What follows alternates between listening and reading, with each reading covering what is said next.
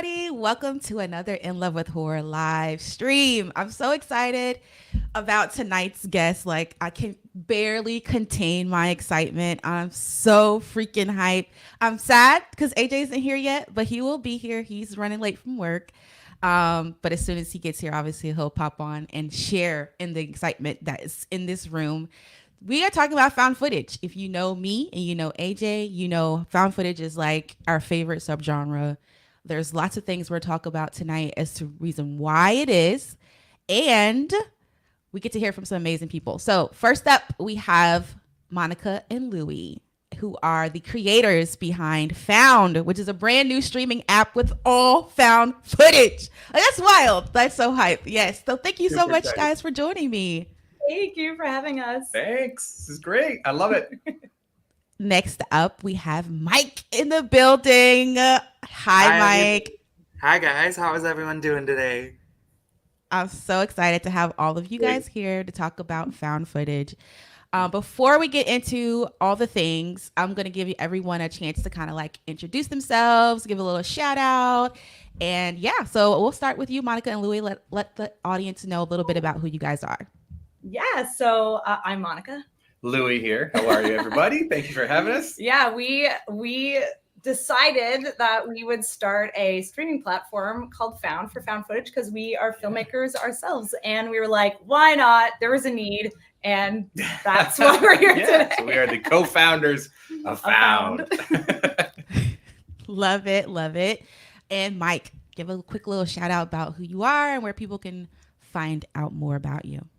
Hi, guys. I'm Mike, aka Mike and Cereal. You can find me at Mike and Cereal on all social media platforms, but I'm very active on Twitter, and I am a huge found footage fanatic. I love horror, but found footage is my genre, so excited to be a part of this discussion today.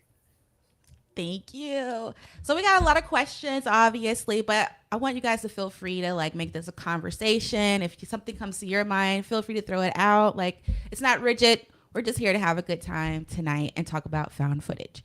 But here's a really good icebreaker. What is your favorite horror movie of 2024 so far? And we can go around, shout it out, let us know. Yeah, it's been actually 2024 has been really good for horror. It has been. Horror has always been great, as you know, we've all grown up with horror, I think. So it's always been good, but then some years it's hotter. And this year's been amazing for horror. It's gonna be a tough one. I'm gonna say I really loved, so let's do a non-found footage one. And then maybe we'll do a found footage one after. But let's go with The First Omen. I really liked The First Omen. That was a really, really good. I loved the original Omen. Even the remake was good, but this was just shot beautifully as even a period piece. But the way it was actually shot felt like it was done back in the 70s, and the story was great. I love The First Omen. That's my pick. Long answer.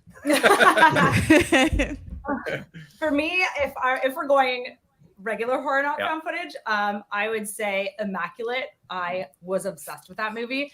But found footage is like a tie between Mind, Body, Spirit and Milk and Cereal. I love both of those equally, and for totally different reasons. Yeah. Oh my goodness, such good picks. I think it's funny that you both picked like films that are very similar, Immaculate and First Omen. So too. I was like, I love that they're very like the competitors. It's I like Immaculate as well. Yeah, they're very as a writer, like I tend to write more like religious horror, and so like outside of found footage. So I think that's also kind of where we lean into. Makes a lot of sense, especially for those particular films. And did you want to shout out a found footage film that you liked this year, Louie? I think, yeah. Milk and Cereal was probably one of my faves. Yeah, it was really well done. I mean, it's so hard to pin them down. Even if you ask me what my favorite song is, it will change daily. I don't have a favorite color. It's true. Like, if you know me at all, and now everyone does now, I don't think I can pin down a favorite of almost anything. Favorite food, pizza. Okay, I can pin that down, but same. I change like the wind, as I'm the very same with that. Yeah. All right, Mike and Cereal. What is your favorite film so far this year, 2024? My favorite non-found footage right now, I'm leaning heavily towards Strange Darling.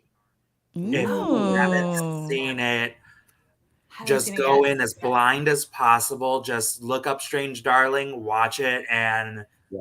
mind blown. Okay. Nice. And obviously, Milk and Cereal was a movie that I really did love, hence my name, Mike and Cereal.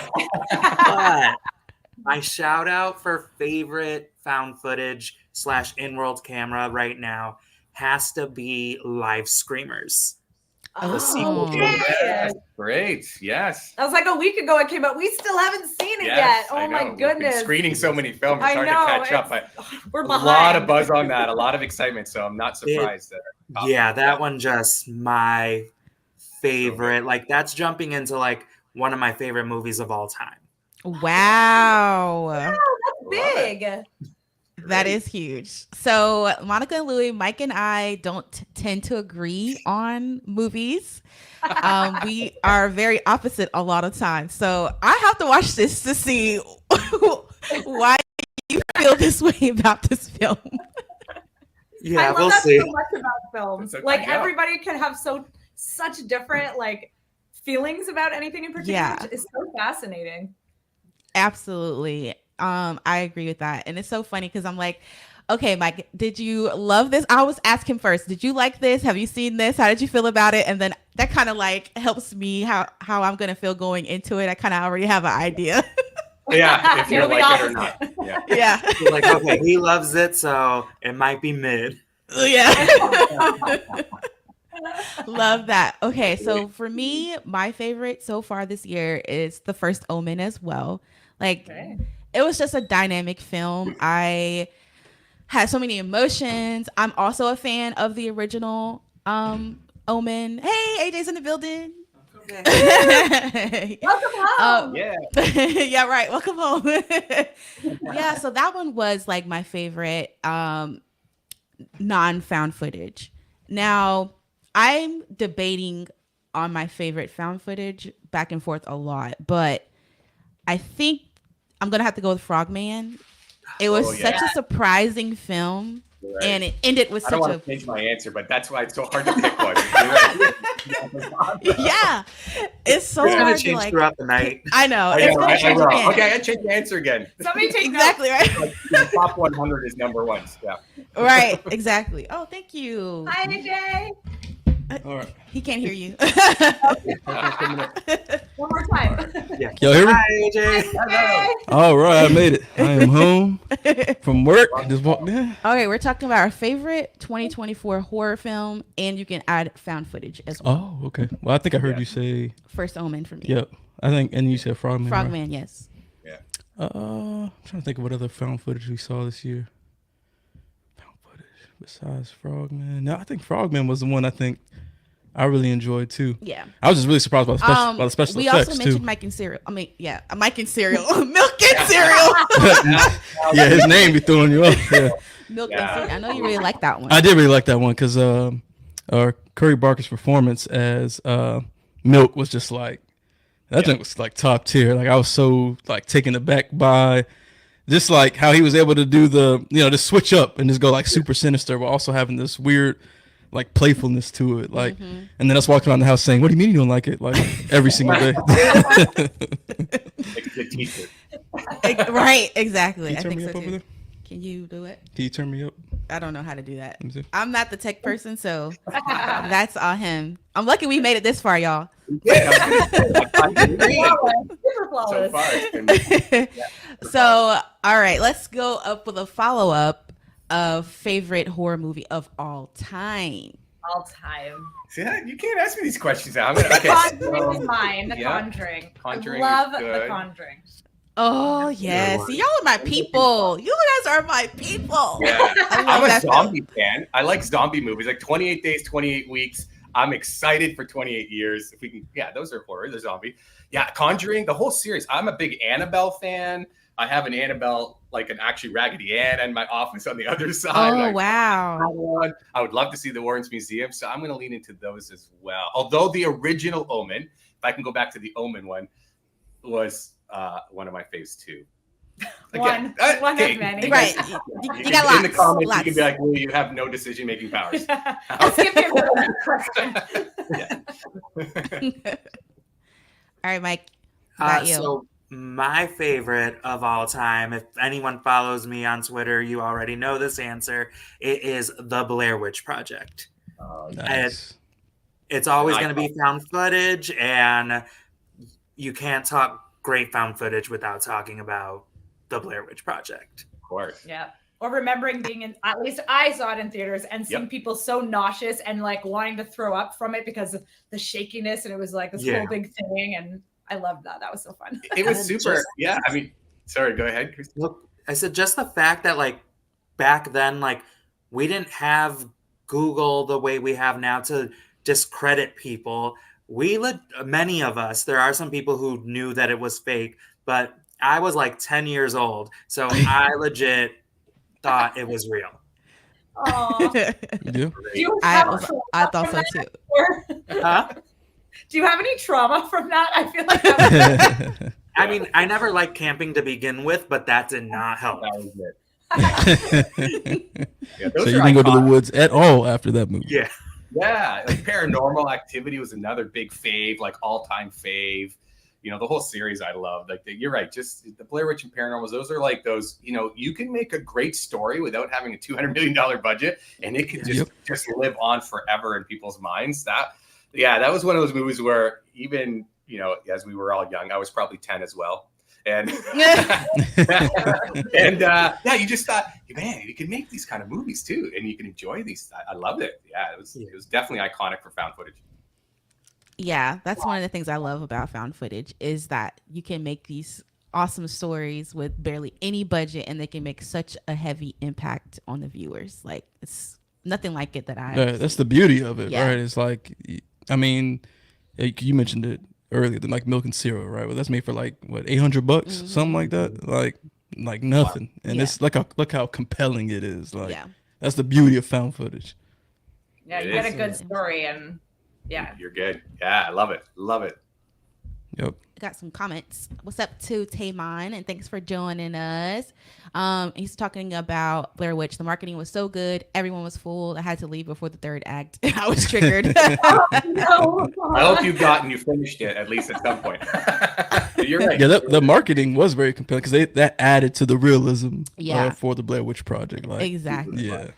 I actually saw on TV a documentary about the Blair Witch as part of their marketing. It was just an actual documentary, like a TV expose about the Blair Witch and how these people went missing. And this movie that's coming out is basically the footage. I mean, and it just added to the "is this real?" And didn't the actors have to go like in hiding for like 3 months or something like that? They did, yeah. That's so crazy. They couldn't do any appearances.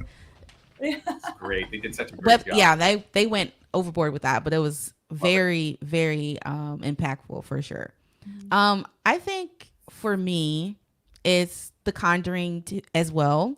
I love religious horror, but that one has like, everyone who hears me talk about this movie know this, but there's that one scene when she's under the floorboards and she's trying to get her to hold on to the fact that she's got her family, her kids to fight for, and trying to fight against this evil that's taking over her. And I'm just like in tears, goosebumps. It has such an effect on me, and I just love that movie so much. So my favorite is The Conjuring as well. Yeah, we're talking about favorite all time, right? Yes. Yeah. Man, that's so tough because like. A part of me wants to go classic, like a classic movie, right? Which I feel like is always easy, but I mean, I've said it before numerous times. You already know I'm probably gonna pick. Yes, I love Sinister a lot, like because, but it came at a period like in my adult life where like I feel like nothing was really scaring me like that, right? Yeah. Like I was kind of like I felt desensitized almost, and then for whatever reason, Sinister hit. And I think that night, I was messed up. I was like, and then eventually I showed as I was getting you into horror. Yeah. I showed you that one, and I know that haunted you for a long time. But it's one of those experiences where visually, the audio, it really gets under your skin, and then it just lives there. Yeah. The whole movie, and then you know, it's a movie with a darker ending. I think that's always interesting when they do Oh, it and yeah. they pull it off. Like, it's just a dope movie. So I feel like I would have to pick that Sinister for all time. And I Yeah, love he that used you to picked torture that. me with that. I love that you pick it too because it's got a found footage element to it as well. It does. Yep, it does. And those like Super 8 films and something about, I don't know why, like if you put it in that context, Super 8 is just naturally like creepy for It some is reason. creepy Like, for some now reason. You put in that weird analog music to it, now it's even more creepy. Yep. Yeah. That little analog feel in there gives us that. Yeah. I love it. Right. So Michael said in the comments, I'm a creature feature nut. So his is The Thing, which is also a really good one. It is. I love the effects in that movie. Oh, Very, yeah. very effective. Yeah, super effective on the VFX side. And it holds up super well even today. Absolutely. The- Also, his found footage pick is Hell House LLC, which is Yes. a really good, effective one too. That was another scary one right there. Super awesome. Well done. Yeah, I love that one. So we're doing our found footage week right now. We're doing a 31 days of horror movies for Halloween, and this week is our found footage week. That's why we're having a panel about found footage. And Hell, I always do that. Hell House LLC. It's like a tongue twister. You say it too fast. Yeah. Hell House LLC was our first pick of the week. Why is that, Mike? They had it on the 8th because Hell House LLC took place on October 8th. There we go. New holiday. Right, exactly. It's a holiday. Yeah. Tim mentioned Paranormal Activity. That was a good one too. Yeah, that was super good. Like, Love that one. and I love I love how that film became like bigger and bigger, like as the word was spreading. Yeah. It's very much like one of those like word of mouth, and it was like just like stretching out across the country, and like people were like talking about like, have you heard of this like Paranormal Activity? It's very much like that Blair Witch style, right? Where it was like it seemed super believable and super real, just because the performances felt so natural Authentic, and genuine, yeah. you know. Totally. That's another one that affected me. Like kind of what you guys were saying earlier about that movie is the part where they're sleeping and then you see her foot kind of be pulled out because it's like poking out. I don't know if it's just me, but like I cannot sleep with my feet poking outside of the sheets. Oh, no. Something's going to take me. It's true. The Okay, monster. so Yeah, you see- definitely. That's a no right there. You can't do Yeah. that. So I mean, when I saw that, I was like, so it's true. Like this, Yeah. this happened. If your foot's over the bed and there's nothing covering it, demons are taking you. It's just Yeah. No matter how hot it is. The blanket will- Exactly. We have a 4-year-old, and sometimes she'll come in our bed at night. And one night recently, she got in the bed, and I was all the way on the edge, and so my leg was like laying. I woke up. I was like, "Wait a minute! Oh, we gotta move." No way. Oh, I understand. I love it. Did you want to read that one? Okay, man. Okay. What's up, first of all, to chat with you. Thanks for joining us. Thank you. Hello. The Taking of Deborah Logan doesn't get enough love. Yes, hands down, one of the best found footage horror movies for me. That had some creepy stuff in it. Oh yeah. Yeah. that's a heavy one. It is, That's a heavy yes. one. But it's Very so good and heavy. effective. Absolutely agree. Yeah, I think like we the- all know that one scene when she's in the thing and Yeah. puts a slide. Yep. Yeah. Chills. Oh, hey, what's up, Bobby? Paranormal Activity is a fave, but Hell House LLC, Carmichael Manor is recent found footage that had me shook. Emphasis on the shook. Yeah. That actually surprised me too. Like it's pretty well done. Like, you know, sometimes as a franchise goes on and on, you're like, all right, like. Yeah. But it was I actually really liked that one. Yeah. Yeah, that was a good one. We actually saw the director, creator, writer behind that franchise at Midsummer Scream and a panel, and he talked about, you know, how when they first made this, they had no idea it was going to be as big as it has become. And he actually plays the clown in the last one. He So plays the clown. Yeah. But he was like, even the mask, right? Like it was just by happenstance of how things fell together. And it's just crazy to see how some people come together, make something thinking it's going to be, oh, just something to do. And then everybody loves it. And now it's huge. Right. It becomes like iconic in a way. Yep. Exactly. So wild how fans and how movies or things will get received, because it's art as well, right? It really is. And it's so interesting to have an idea and a dream of a storyline, and you spend so much time creating it, and it gets out there, and then just the love for it just takes off, and it's just so wild to see it happen. I love it. Yes, exactly. Hello, Queer Demon, aka LT. Thanks for joining in. Oh yeah, this one also is on our watch list, but I've never seen I've never seen it either. Okay, yeah. Yep. So when we get to that, it'll be a first time watch for us. Yep. Right. Okay, Mike. So you've seen it. Yeah. I love that one. I love that. Nice. Okay. It's scary. Oh gosh. That's what I like to hear right there. That's what I love to hear. Like, I like horror and I like to be scared, but I don't like to be scared. Well, yeah, she's super big, like afraid. Like after like a certain point, like late at night, like I'll be like, oh, like the kids are asleep, like we're in the bed, like got the projector on, like, right, hey, let's watch a movie. She's like, no, like it's too late. Like I'm not doing, nothing too crazy. Like, I have a limit. Yep. You're supposed to be scared. I'm not scared of them either, but I love them and appreciate them. But it's always awesome to hear being scared of it, because like I always say, it's like people saying I don't laugh at comedy. I mean, then you have to be scared of horror movies. That's a good thing, right? Yeah, yep. It's okay. I think I'm a good gauge. Okay, if I don't get scared, then it's definitely not scary. Oh yeah. I'm like, okay, yeah, that wasn't scary. And like, you can trust me that it wasn't. And I don't know what kind of like horror movie like viewers y'all are, but like she like is like a super animated jumper, and so a lot of times I'll get more freaked out by her like yell or jump than I am of the actual movie. Like the most recent I can remember, we watched that film Beazle, which was super cool. Yeah. But like there's a scene that happens, it's like a good jump scare, and like I was more like she yelled and like a real like jerk, you know what I'm saying? I was more shocked by that than what appeared on the screen. I was like, damn, it's like I was more scared by you.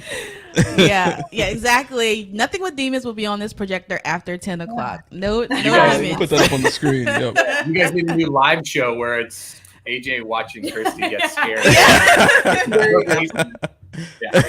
We should definitely do that. Light, the whole.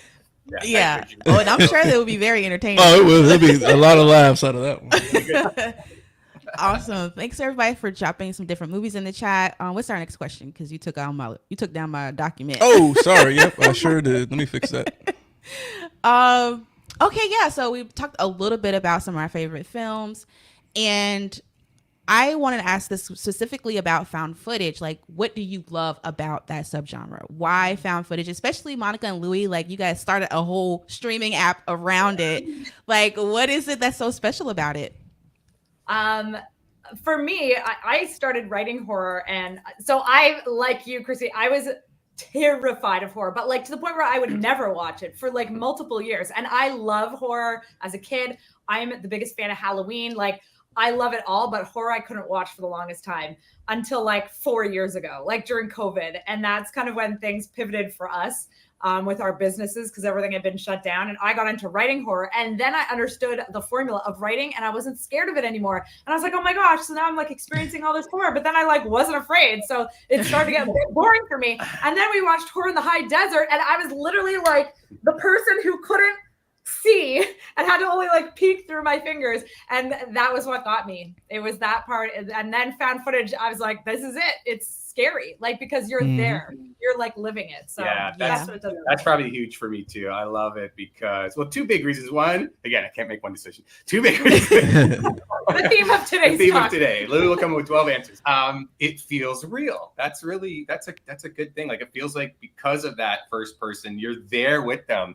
You feel like you're there with them. So for horror, when you're watching and you feel safe because you could be watching The Conjuring or Omen, but it's them experiencing it. I love how it makes us feel like we're there with them a lot of the time. So I love that about found footage. And I love that it's like just scrappy and like, independent, and you could do it for $800 or do it for a lot more. I mean, there's some way bigger budget, found footage films that look beautiful as well, but you could do it for, just take your iPhone or any camera and just start creating. I love that about the just creation side of it, that there's an opportunity. So between those two answers, that's my answer for found footage. Love. Yeah. Love it. Yeah, and I would pretty much just echo the same thing. I'd say found footage blurs the line of reality and fiction the best. It creates the most immersive experience. You're in there with them. So the chances of being more scared or like more invested is there because you are there with the characters. You're like that ghost in the room. You're just experiencing what they're experiencing.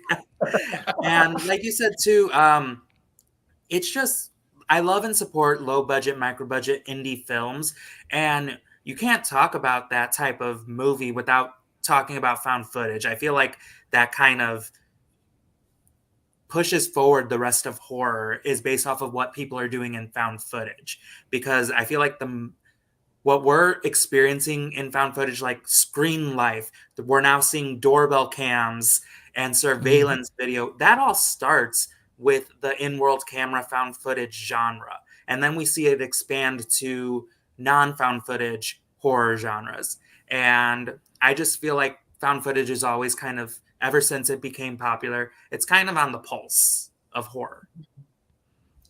Love that answer because you're absolutely right. I think Thank you, Mike. Yeah. It's always evolving. Yeah, it kind of ripples through all the other subgenres as well. But yeah, I personally am with you. Like, I feel like I'm there. I feel like I'm a part of the story. And like you said, I'm covering my eyes because I don't want to see what's happening. And a lot of times in other horror movies, you can kind of see like a step ahead or two steps ahead, right? You kind of like, okay, I can kind of figure out what's about to happen. But in found footage films, a lot of times you can't.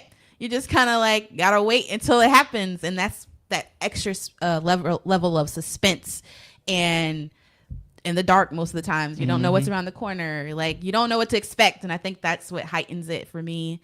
And just kind of like Mike was saying, you're like over that person's shoulder, you know, going through the story, and it makes it a little bit more like creates a deeper connection between you and the story, and that's why I personally love found footage a little bit more. Yeah, I agree with what everyone said. You know, I feel like found footage movies have this more like intimate aspect because you're like right there with the characters, and it typically has like a more, you know, linear play out of like the story, and so it's easy to like follow along.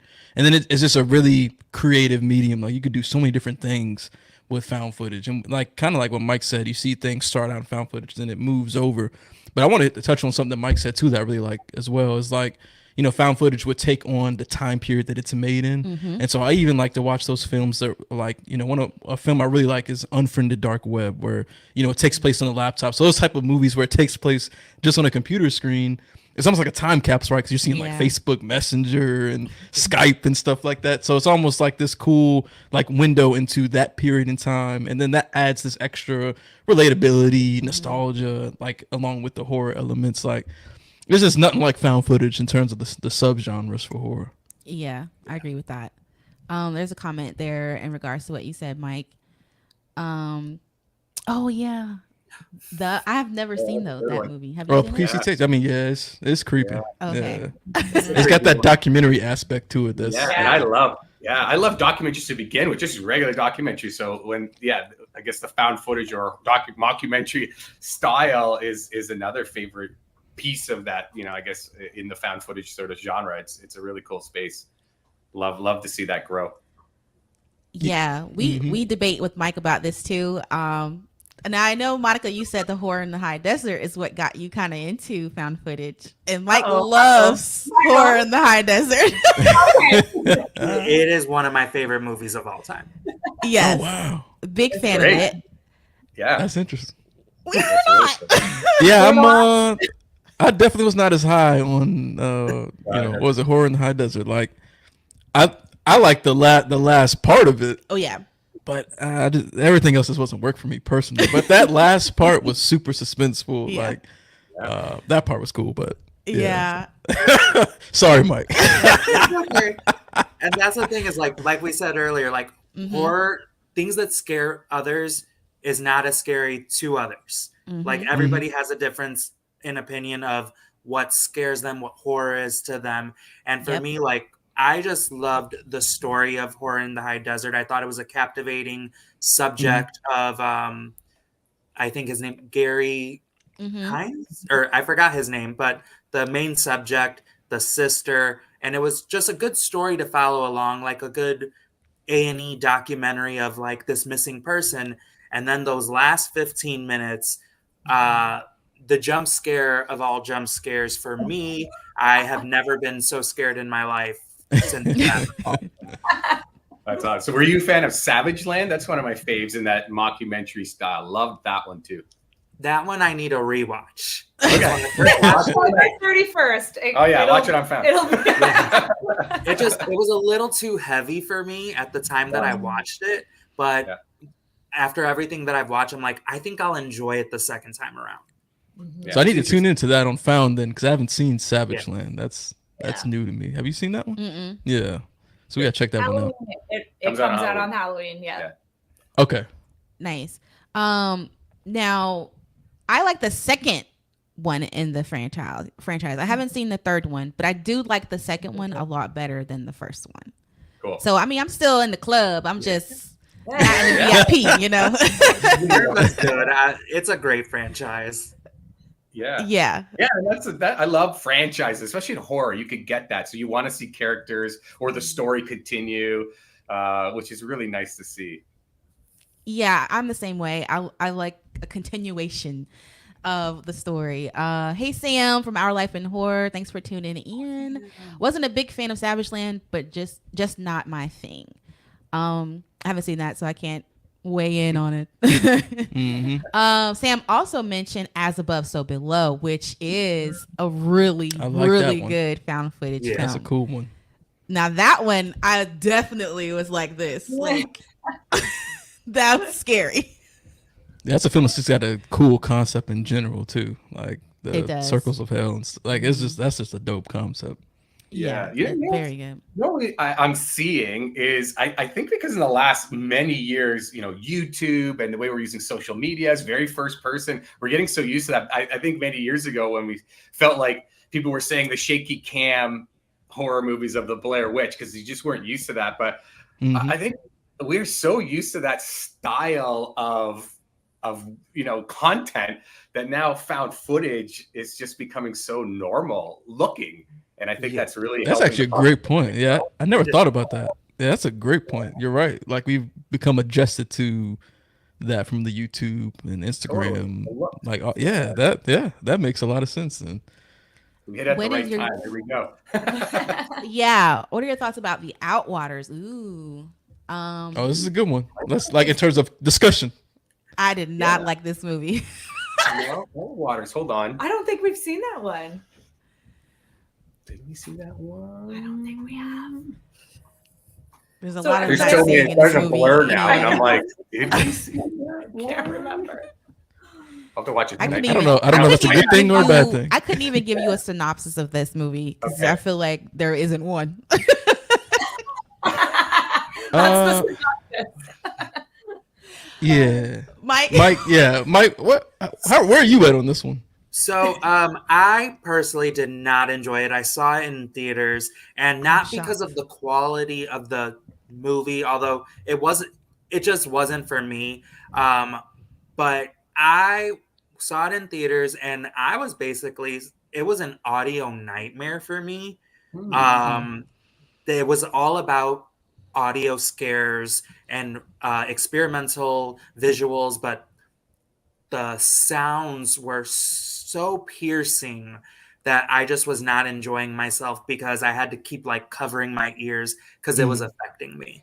So that's kind of what threw me out of the movie, not necessarily the movie itself, but I didn't really vibe with it. And then the audio nightmare just did not help at all for me. Yeah, I think experimental is the right word for that. Very movie. much. It feels very experimental. So I think some people will really like that aspect, and then others it'll put them off. And we were in that camp where it just kind of put us off, and because we felt like we couldn't really just tell what was happening. A lot of the times, what is going on? So I don't really like to feel like I have to struggle to understand what I'm looking at, because like you said, Mike, it kind of puts me out a little bit. Yeah. Like I want to feel immersed in the story. I want to feel like I'm a part of the story. So when I feel like now I'm just watching a movie, I don't really like that. But there are some cool concepts I think they introduced with the film. But that last segment where you really can't see anything is strictly audio. Like I don't prefer that. I'm watching the movie. I want to see what's going on. Right. Yeah. No, I'm the same way. Yeah. Yep. But yeah, that was a good one to bring up. Bobby, that was a good one. Oh yeah, As Above, So Below is a heavy film. I agree.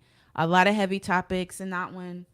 And just the being in underground, I feel like that makes it heavy. Yeah, you know, it's claustrophobic. That claustrophobic element. Yeah, it just adds an extra layer onto that one. So that also makes it very scary. Was there an I can't see the comment because the camera we have in front of the thing is right in front of it. So I'm like, wait, what does that say? I'll put it up here for you. Oh, okay. The Visit. I really wish I had gone into that one blind without knowing the twist. Okay. Wait, you knew the twist before going in? Yeah. Wow. That's the one where the kids go visit the grandparents. Yeah. Yep, that's that one. Okay. That's M. Night Shyamalan's found footage. I love it. I love that. I have to watch that again. Found footage. I love his twists. He always has. I see people are always like hot and cold with him, but like, yeah, I'm a fan of his twists. I think they're. I love everything he does, including The Happening. Unironically, I love The Happening. I'm an M. Night Shyamalan fan. Yeah. Well, I'll have to say, Mike, I'm shocked because I also like The Happening. That we both agree on that one. So you heard it here first, everyone. Right. Yeah, I'm not big on The Happening, but the shock moments, like the kill moments, they're crazy. But outside of that, it's forgettable. Yeah, it's just too goofy. It's just so ridiculous. But yeah. That's Mike, you asked the next question here, Michael, that I actually have on the list. What is a non-found footage movie that you think would work or you would like to see done as found footage? Ooh, that's a good one. You want to answer first? I'll probably come up with 4. You know me. Mike, do you want to answer? I'm answering first. For me? Yeah, right. you want to go first? Right. I have one in my head, but I keep answering first, so you go. I'll go quick because I have 3. I've been thinking about this one. He was ready. Yeah, I'm ready for this one because two of them kind of already blur the line of they're kind of hybrid, one more than the other. But one, Talk to Me, I think would have made a great full-blown found footage because they showed they were like on TikTok or YouTube, and I feel like they could have really done that the whole way through. Very similar to like Missing and Searching, those found footage movies. They could have done it through video chats, TikTok lives. I think it would have made a great found footage film.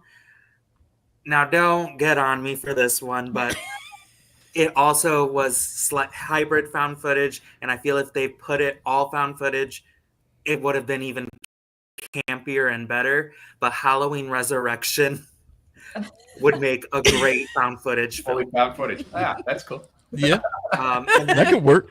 My last one would be a full-blown, deep, heavy documentary. I would call it The Legend of Candyman. I would do a Candyman found footage film. Yeah. With the lead up being like a final shot of a bee just like getting on the camera lens. Oh, I think a mockumentary of Candyman would be great. Yeah. That's smart. Yeah, that'd be really good. Yeah. Ooh, which ones? I mean, so many horror movies could be done as found footage, I think, that would have that twist. I think you're right, Mike. I mean, Saw would be really cool to see found footage. Especially the first, like you see that those cameras already. So I think that would be really cool as found footage. I'm a big Godzilla fan, so I have to give a shout out to Cloverfield because I was like, this is like. I was gonna say that. Oh my gosh, yes. So that was done as found footage. It wasn't Godzilla, but I was still super happy about it. A little bit higher budget, but I was very okay with it, and so that was a great one too. So that was my 2 picks. Yeah, I love the idea of Talk to Me as found footage. That was my favorite film of last year. Like. High on my ratings. Like it's like my top 5 all-time favorites. So I never even thought of it to be a found footage, but you're right. It would be incredible, just as you said, like a screenlight film. I love that idea. I also thought of, because The Conjuring is my all-time favorite movie, of seeing that with like security cams. I can just imagine that like around the house in the different places, them trying to like catch these like things happening. And I don't know, I just thought that that would be like a different way of seeing it. But anyway, We don't I was need that totally movie to gonna be say any that. scarier. Mhm. We don't need that movie to be any scarier. I know, right? I was definitely gonna say that. Not just because it's my favorite, but I think, like you said, like seeing the different perspectives around the house would have been super cool. And somebody already picked my next one in the comments, which was The Descent, which is also like high on my list as far as like all-time horror movie favorites. And it does have some of those moments where you see like the camera view down in the caves and stuff like that. So I think having that all be found footage would be really scary and really cool. Yeah, I was actually gonna say what Louis said too. Like, I was actually gonna bring up like some sort of kaiju like type of scenario, because I really like Cloverfield a lot. Like, when that movie came out, like it was just meant for me. I was like, this movie is so dope. Like, it was just awesome experience. I would love to see something a little bit even more horror in that kaiju like type of arena. And then I had one more, but now it escaped me. I had one more that I wanted to bring up. While you're Exorcist thinking, Believer? Huh?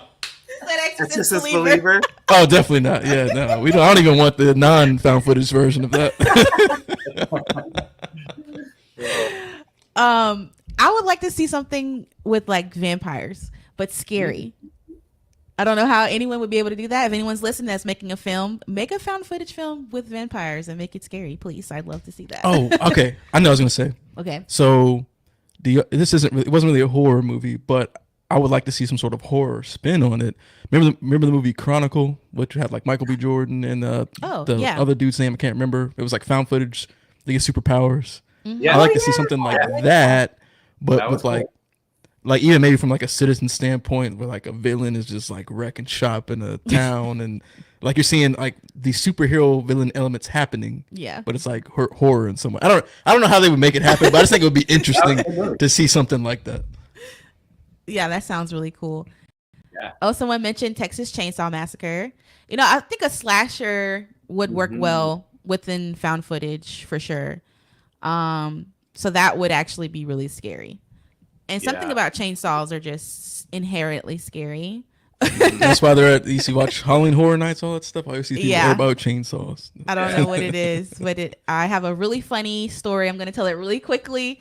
I went to a haunted farm, and they were like different movie scenes, and the one that I went through was Jeepers Creepers. It was set up like a cornfield, and there was a bus. There was the only way you could get around this was to go through the bus. So I'm going through the bus, and then there's, you hear the footprints on the footsteps on top. And then I go out and you see him like standing in the corn, and I just took off running, and now chainsaws everywhere. I didn't stop until I got to the exit. And just so you know, the Jeepers Creepers was the second thing. So I was running a long ways. Full sprint. I did not stop. Yeah, that's funny. So I don't do Jeepers Creepers whatsoever.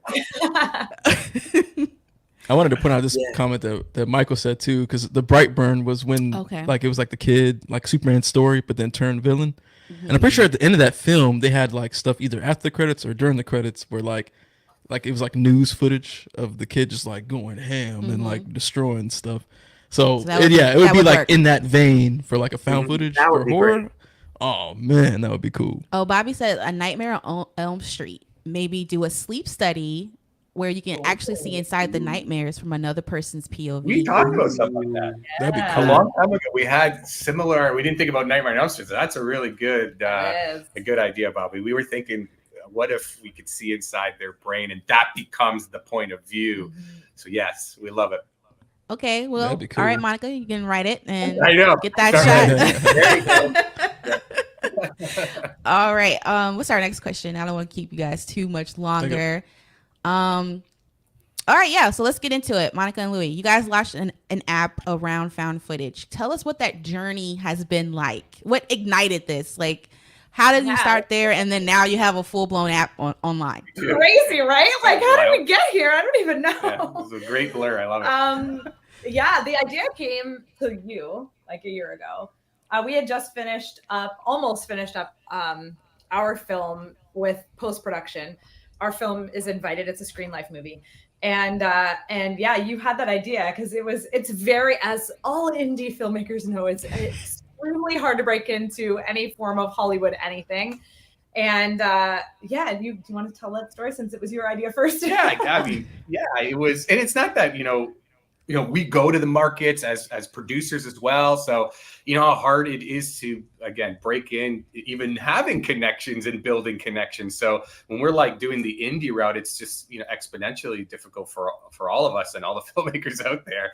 And again, that being Screen Life, and we're fans of found footage and mockumentary and all this, we were like, we want to like support the filmmakers and bridge the big fan base with that. And it's out there, and there, places to watch it, of course, but can we build a cool community? And one, like, try and get to a point where it's a one place that the community and just the love of found footage and all the films that we could support start to become in one area. And we have business backgrounds previous to COVID, before we got into this. And so with decades of experience owning our own businesses and stuff, we were like, I mean, if anybody's going to do it, we might as well do it. And we're fans of the underdog because we're the underdog too, right? Yeah. So independent filmmakers and us as we know the found footage fans and horror fans it's a big fan base, and it's a rabid fan base, but it's an underdog fan base, and we're like, this is just the greatest thing ever. Together, and be like, here we are, everybody, like here we are, world. This is found footage, and like here's where we all are. So and bring them to theaters. That's in our roadmap to actually bring them to theaters. And another piece we don't talk about very much yet. It's coming. Yeah, it's coming in 2025. Yep. So that's going to be exciting. So that was where the idea started, and then a lot of research into how are we actually going to do this? Yeah. How do we get these apps developed? As of April, though, it was really like, you know what? We made a decision. We are doing this. And then we started working with our dev team in like beginning of July. And here's like a fun behind the scenes story. I don't think we've ever talked about this before, but like it was like literally they had just started working on the apps and like getting stuff together. And we had kind of started the socials at the end of May, just because we were like, we want to build it up for when we're actually like ready to tell people about it. So which was supposed to be January, by the way. And January. we're fully launched. So it was supposed to be. So there's some fun stories in behind this. Anyways, somehow somebody found us and we got leaked on Reddit on like the 17th of July. And we're like, we haven't even started anything yet. It's on Reddit. Oh no, what is happening? That's crazy. Website, and it was just like our website with like a little sign up for like a newsletter. So we're like, okay, we're okay. Like people know it's fine, but people are like, this is is this a scam? I can't believe I gave them my information. And we're like, oh my gosh, no, it's gonna be fine. And then like a couple weeks after that, our developers, there was some miscommunication stuff happening, and they actually launched like they were ready to go. Yeah, like ready to go with everything. And we were like, okay, so we were doing January and we gotta like do this now. So we were like, let's move like as fast as we can. And so thank you, Mike, because like we needed beta testers, and Mike showed up with a whole handful of other amazing people who did the most incredible job and were so fast for us to be able to make it to launch. Like Mike, I don't even think you knew that story. Did you know that all that had that? Yeah, we got like 90 days of testing. Yeah, like we were gonna have like 3 months worth, lots of time, and they did it in 2 weeks and got all the bugs. Like it was just incredible. Exciting. Like we are so grateful for everybody who like helped us in those initial stages and got us to where we are now and to be able to launch. So that's a little bit of the journey. Yeah, a little behind the stories. Sped it up and said, okay, October 1st is our new date. So we'll be ready. Let's get a whole bunch of great films to support and grow from there. And it's working nicely. Here we are.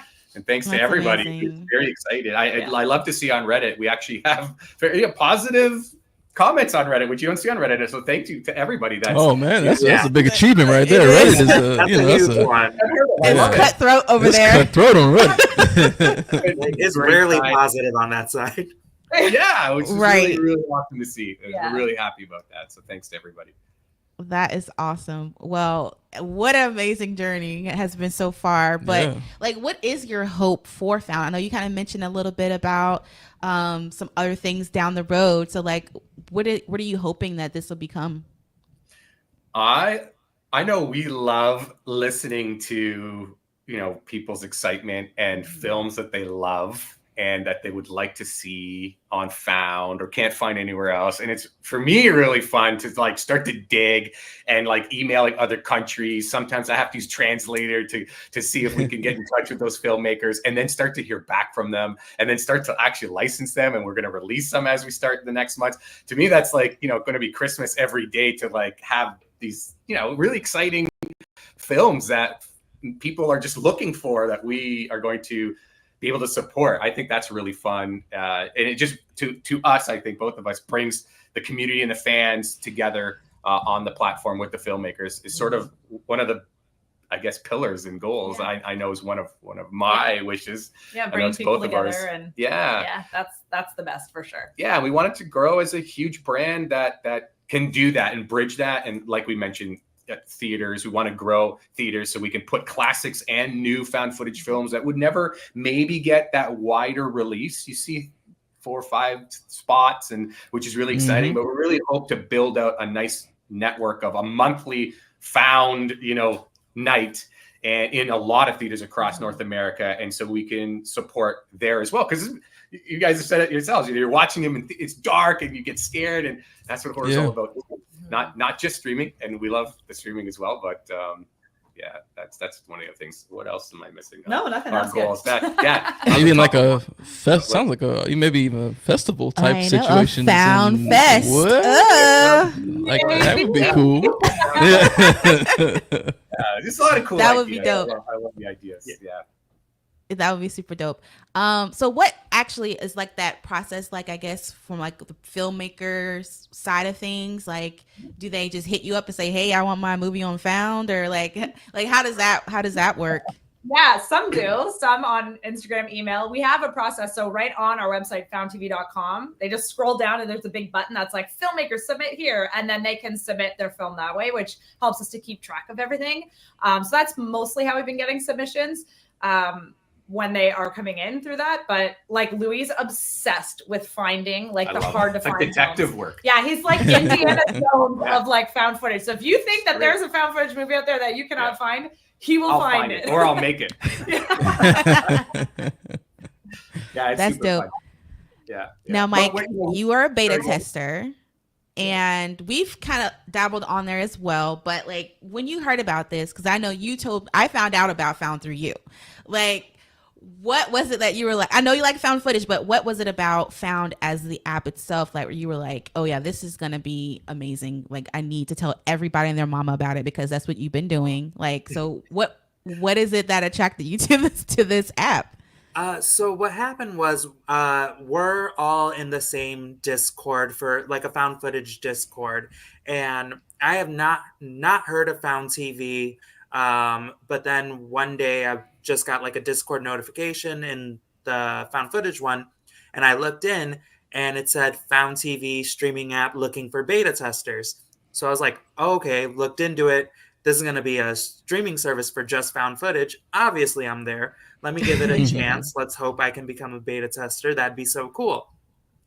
Lo and behold, I did become a beta tester, and I got to look through it. And just from the minute I was able to sign in, seeing how it was broken down, because so Tubi is a great horror resource for people who love watching it.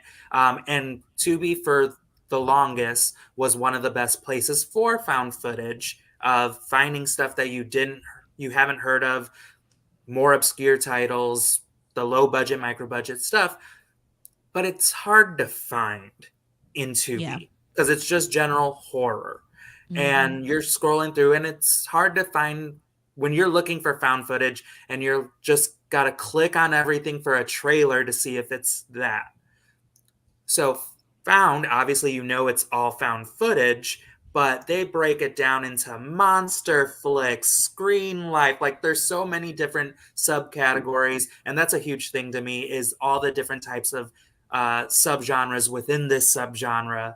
And the way they had it broken down, and then right off the bat, the titles that they did have, and through the beta testing, I saw like 3 titles that I didn't see anywhere else. And I'm like, and this is just in beta testing? Yeah. Like, and they have these titles. So I just saw the potential from the very moment I opened the app. And it has been delivering ever since.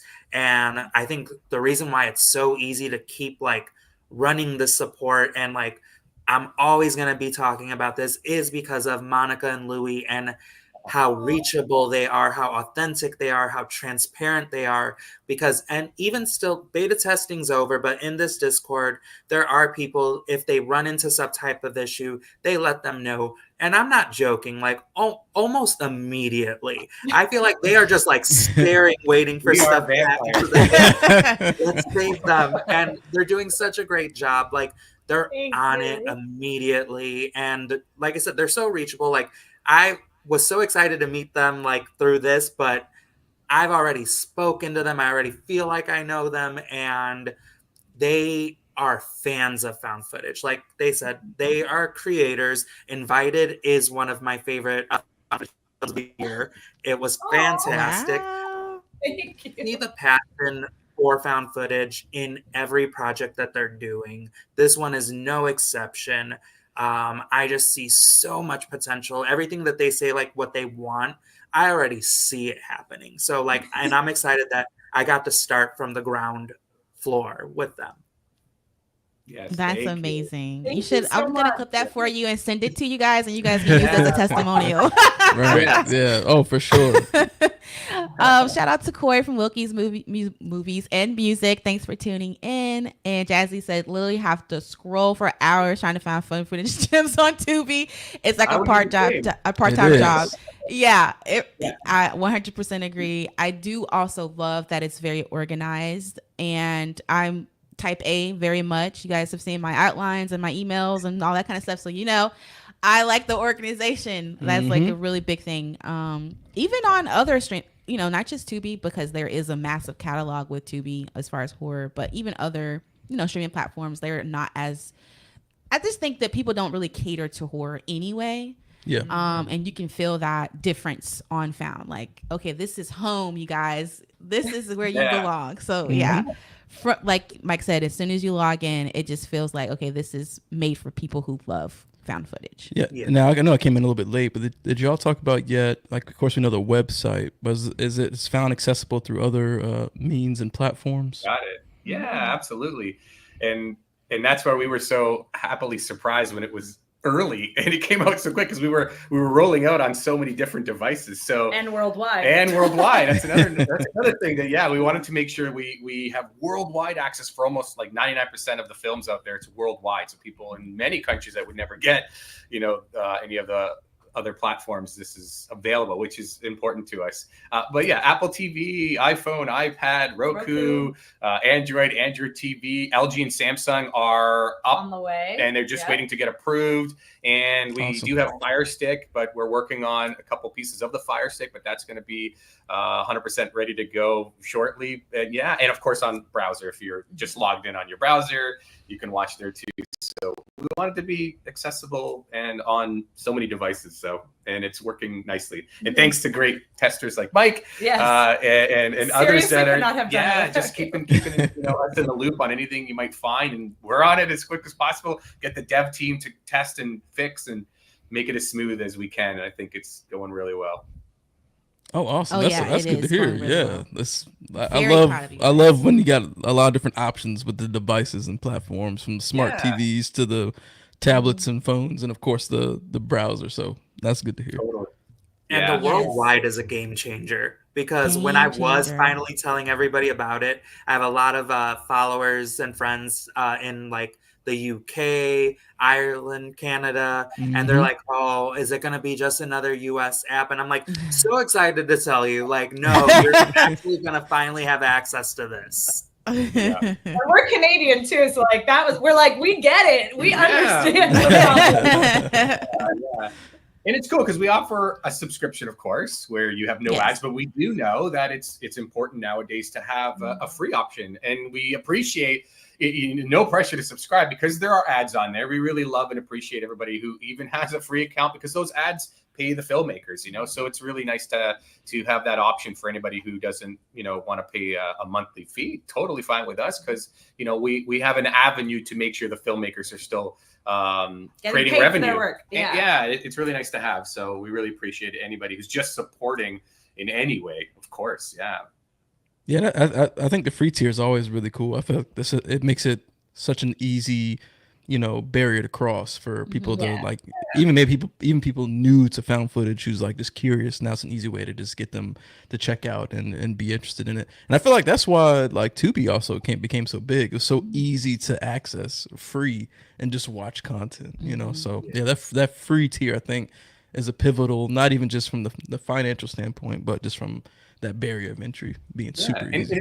It's a cool point because I think you hit an awesome point on having other fans that may not be extremely into found footage, but general horror fans or even wider than that can now access and at least try and get into found footage, And that's kind of why we have such a wide range of titles from indie to bigger names. And we're very, as creators ourselves, very into now developing originals for next year, TV series, as well as franchises, that we're going to be working with other filmmakers. Mike is excited. Yes. and of course our own. So we were just so excited about so many things, but that accessibility I think is going to open up hopefully more found footage lovers, Yeah.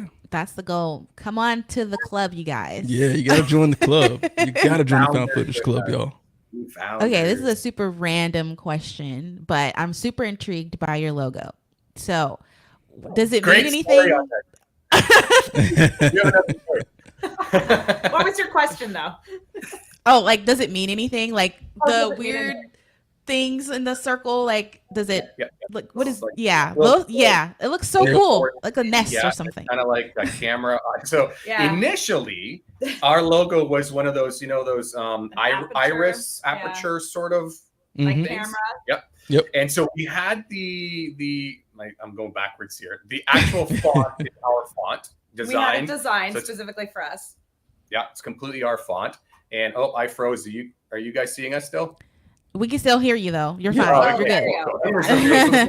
We were building a logo, right? And we had that other sort of iris aperture sort of look. And then when we wanted to, as business, want to trademark it, there were some other things that were similar because it's sort of such a normal icon. And we're like, oh no, our logo, what are we going to do? And so we said, don't worry, we're gonna come up with something better. And then of course we sat with it. And this was actually the O is part of the font, but then we had these sort of twigs. Because we're like, it's foresty, like when you're thinking found footage, like Blair Witch, obviously, like kind of like a nod to that, like old school kind of idea. And so kind of still has that sort of iris feel because it's sort of like in a like an eye a little bit, sort of, like you're watching something through a camera, but also like foresty. So that's the story. It's a little story, and it was almost a logo that didn't happen, and because we were told no, you can't use that. That's just our lawyers are very specific. Trademarkable. We're like, no, we came up with something better. We feel, and now that's how the logo is.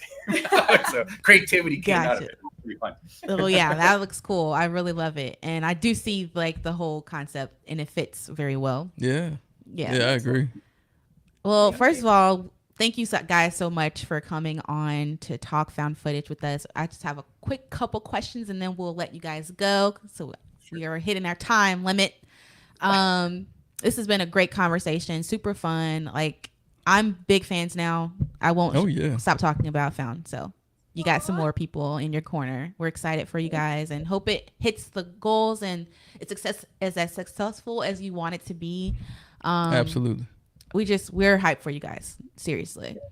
But so like we know that found footage has evolved. Mike, you kind of hit on this when we talked a little bit about what you like about the subgenre earlier.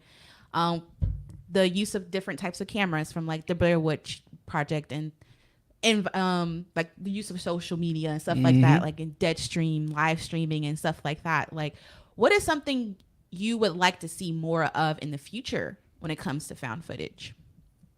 Do you want to go first? Mike, do you want to go first? Mike, do you want to go first? Sure. I'll go first. Sorry. So there's about two things that I do want to see more of for found footage. One, I want to see found footage back in the theaters. I think it deserves it. I think, again, like I said, found footage it's the pulse of horror, so it deserves to be seen on the big screen. That is one big hope that I have, and not just, like you said, not just one-offs, not just every few years we get like Blair Witch to Paranormal Activity to Cloverfield. I want to see it consistently. And then another thing that I want to see, I've talked about this with a few people in some chats, because what I love about found footage is like there's so much representation. Like Asian cinema is a huge part of found footage, Spanish language films. But something I do want to see, because I didn't realize it until the more deep dives I've done in found footage, is I do want to see more Black voices in found footage, in horror in general. But I realize, like, throughout all the movies that I go through, we don't see many Black leads, Black directors, Black writers, and I would like to see a lot more of that, because there's so many great stories to tell. So those are the two things I want to see out of found footage. Love that. That's absolutely, and just stories and culture is just like amazing, because there's so many different, things that you grew up with, and it's just so cool to be able to bring that to light. Absolutely. And on that note, I want to see more female filmmakers in found footage, because that is one thing I have been searching for and I cannot find it. So that is what I would like to see in found footage. So if you're all out there, please come. We want to support. We are here. Yeah, those are all great. Yeah, I don't even know what to really add to those. I mean, we see the styles change. Kristie, as you have said, I love the mixing of the styles now is really neat. It's not just maybe camera only, which is still great, but I love the mixing of the styles. And I think we talked a little earlier, sort of the era where we've been growing up in now with the YouTubes and our phones. It's okay to have the different ways, mix of screen life to typical camera to your phone. I love that direction as well. I think it's really cool to see the creativity just come out. Yeah. I, like you, Mike, that was on my list, like more Black found footage, because I don't think there is any. That's on my list too. Yep. So yeah, I would love to see more of that. And just for me, just seeing more of it on screen in theaters as well. We went to Portland Horror Film Festival a couple months back, and one of the films that they showed was found footage.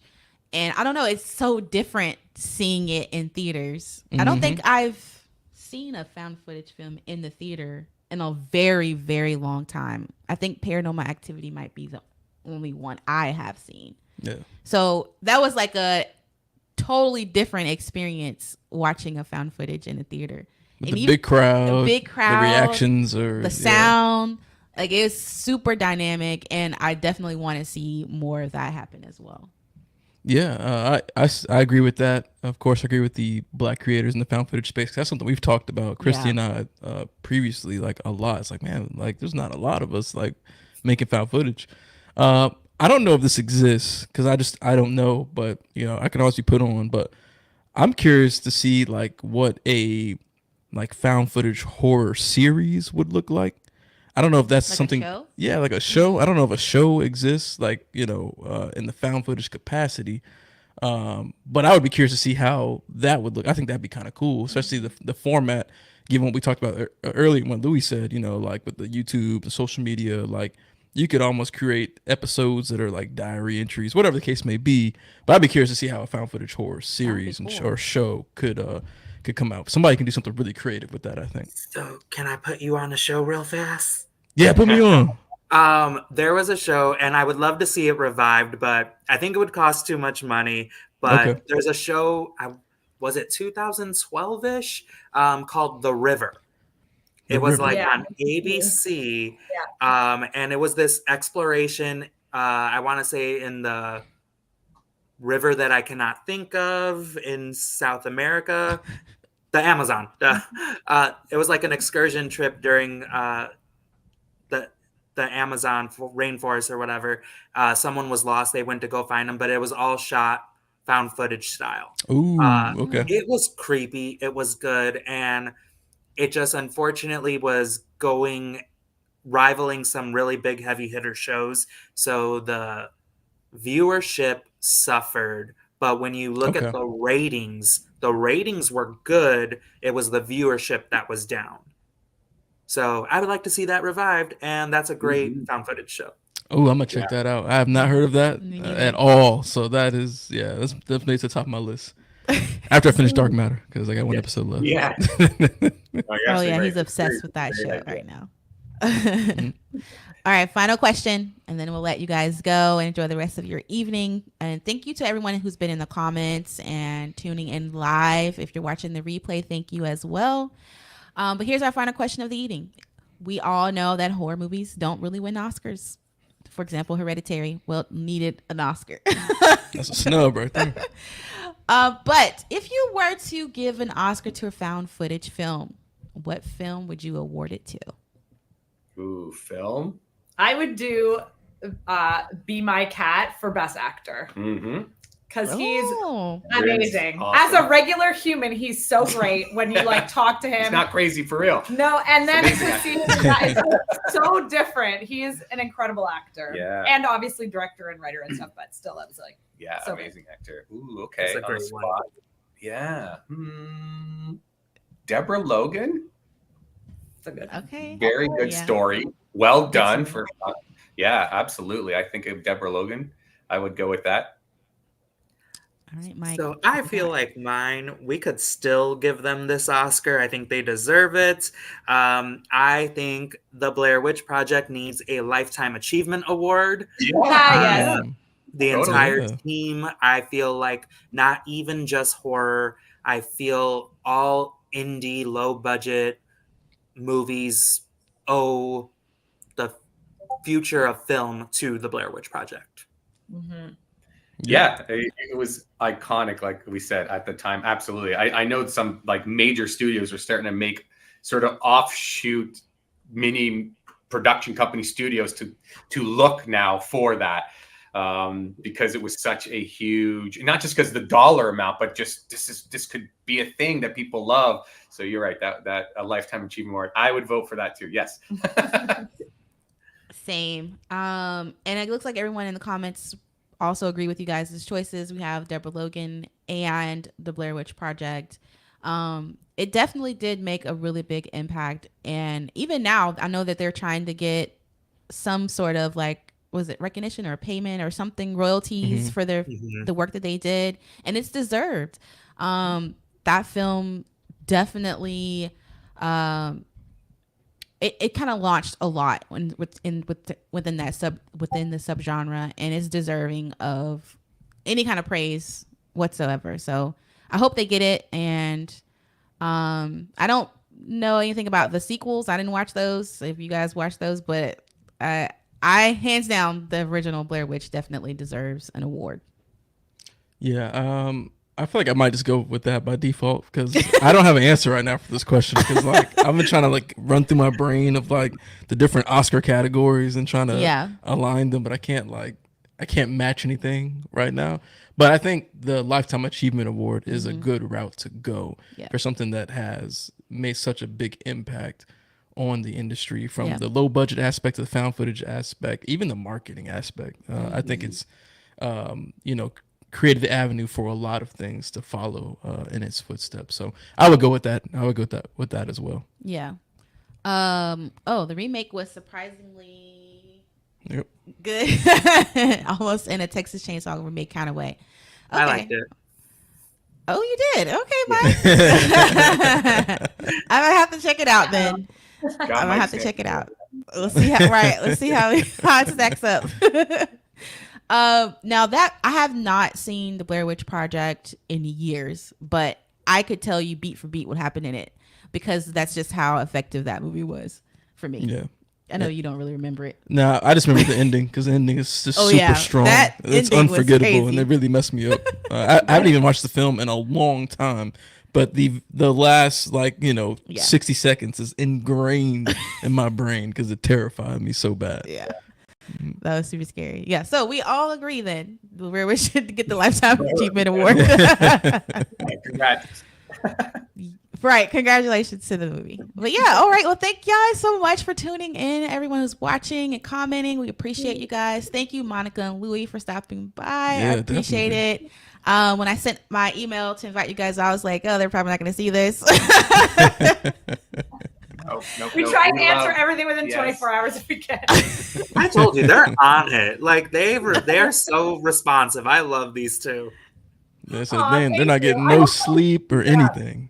Nope. Right, yeah, that's the hard part. Yeah, the real Monica and Louie are working, slaving away. We're just stand-ins. Right. And thank you, Mike. Anytime we got talk about found footage, I'm calling Mike. Like when we were putting together our challenge, I was like, okay, Mike, I need some movies. What you got? the found footage connoisseur. Yes, he's our guru. I appreciate you so much, Mike. Not even just about found footage, Monica and Louie, you guys, Mike is the sweetest person like I've met in the horror community. Like he's super supportive no matter what we have going on. He's there. He's like a loud voice amplifying everyone, all creators, no matter what. Like Mike is a real one. You are our VIP, so we appreciate you so much. Yeah. Thank you so much. Definitely an MVP in the horror community. Yes. Definitely. You're the real MVP. You the dope. Thank you. But that's it, you guys. Thank you so much for joining us. Thank you for watching. Thank you for listening if you're listening on the podcast. But yeah, so we'll check you guys out the next time. So Peace everybody. Yay!